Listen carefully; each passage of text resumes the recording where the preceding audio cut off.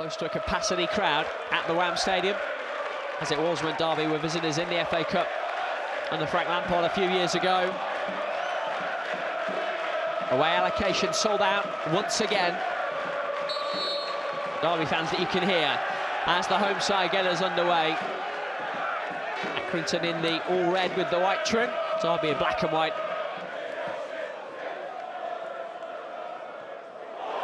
Nice switch from Cashin, mistake by the defender, and this is Mendez-Laing, off and running again. He's found Asula, chance for Asula!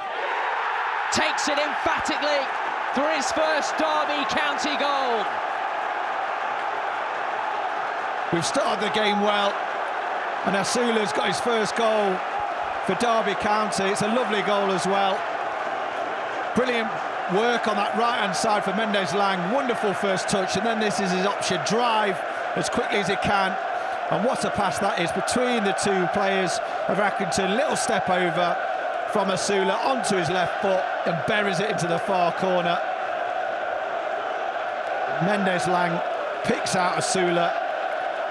Whether or not he could beat the defender in the 1v1, he does onto his left-hand side and finishes it really well into the far corner. Aaron in by Sibley, it's a free header for Cashin. Or should he have done better there? Yes, he should. The great chance. Great ball from Lewis Sibley again. Again, these are the balls, the centre-halves you want, just drifted and driven towards the far post, completely unmarked. You've got to get over it and hit the target minimum. Chester.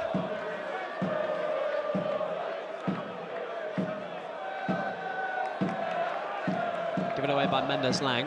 So that often this afternoon. Lee's got away from Chester. Wally deflected. Oh, it's off the underside of the crossbar and away.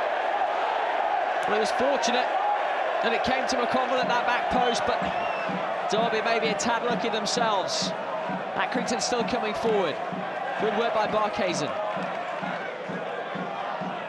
Clark. Cashin clears away. What a chance it was. It was Chester in the first place. You've got to foul him as soon as he steps past you. Ball to the right-hand side. There's Wally in a 1v1 with Cashin. He gets a little nick and it falls to the Accrington player at the far post. He just has to keep it down. Conwell will keep it alive. Hamilton. McConville's ball. Davis with the header. Coyle battling for it. Convinced he should have a free kick. Accrington still coming. Miscommunication between Bird and Barkhazen, and an Accrington man has gone down. And the referee has been given the penalty. I think he has. But for the second week in a row, there is total confusion in the Derby penalty area. We'll see it here. Clark comes over. Bird tangled, in fact, with Wally, who came across, and after a long debate, the referee, Will Finney, has pointed to the penalty spot to equalise. Wildsmith says no. Sean McConville's denied, and Derby will feel that justice has been done there. The second week in a row, aggrieved that you give away a penalty. You can see the reaction of the goalkeeper on the floor. The last two times when they've had the penalties, they're not taking it. This week, Wildsmith makes a save. It was a really poor penalty, to be fair, from McConville. Has that little stutter. Well, they're coming forward again. Welly down the middle, caught by Davis. Might be a decision for the referee here. It's another penalty.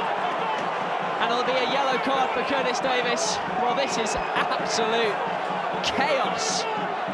The double jeopardy rule might have saved Curtis Davis here. I think if it's outside the area, he's probably off, but because he's a fraction inside, it's just the yellow.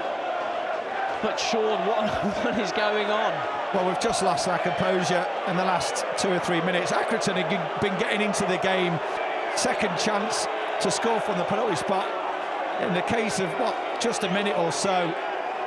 Remarkable turnaround. It's McConville against Wildsmith again.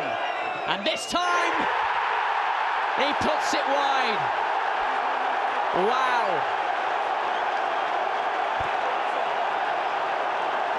That run up, the little stutter, I didn't feel comfortable for him at all. He drags it wide of the post. If the first penalty wasn't great, that was worse. But twice, in the space of a minute or so, Derby somehow hold on to a 1-0 lead in this game. Curtis Davies still on the football pitch.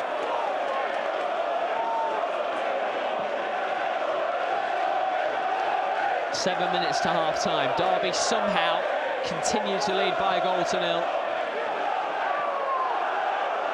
There's Asula breaking down the middle. Asula for his second!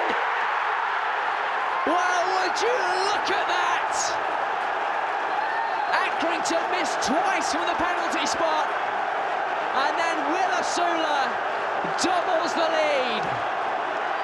It's never boring with Derby County. What a crazy couple of minutes. Curtis Davies puts the ball forward. Asula gets to the ball the quickest. Great touch, great strike into the far post.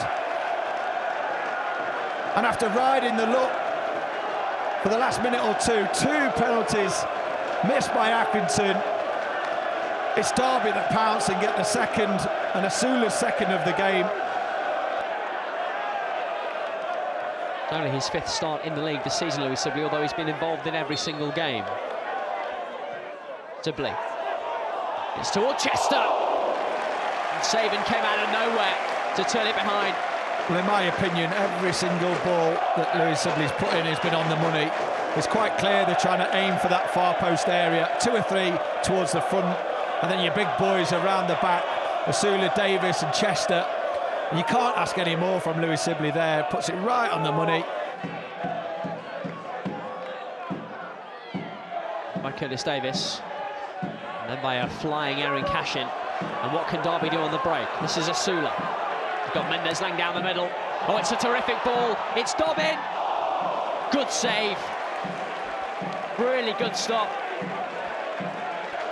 You can see why. This is the earlier opportunity that Derby had on the break. Really good ball from Asula. Not much more that Dobbin could really do.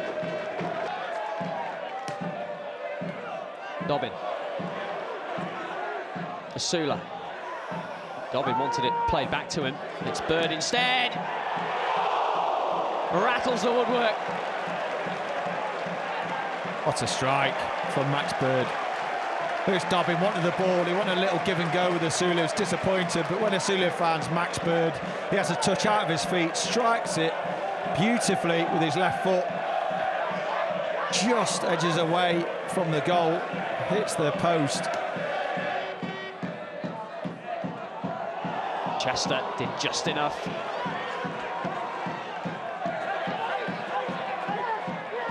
Space for Knight to drive forward, he's got Mendes-Lang. This is an opportunity for Derby. And what a chance for Asula to complete his hat-trick. But I tell you what, on the counter in this second half, don't we look bright? Wonderful run from Jason Knight. Great pass to Mendes-Lang, and he's so good at that, isn't he? Crossing it hard and low into the danger area. Asula dives in at the far post, inches away from it, hitting his studs and getting his third of the game.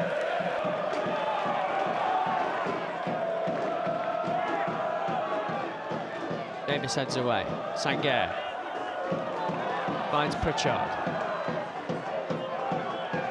God's cross, took a touch and a second, and went behind for a corner.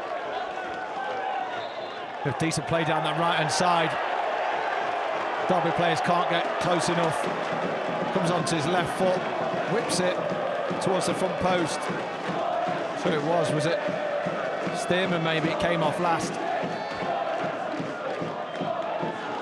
Walsmith tried to get there, where's this going?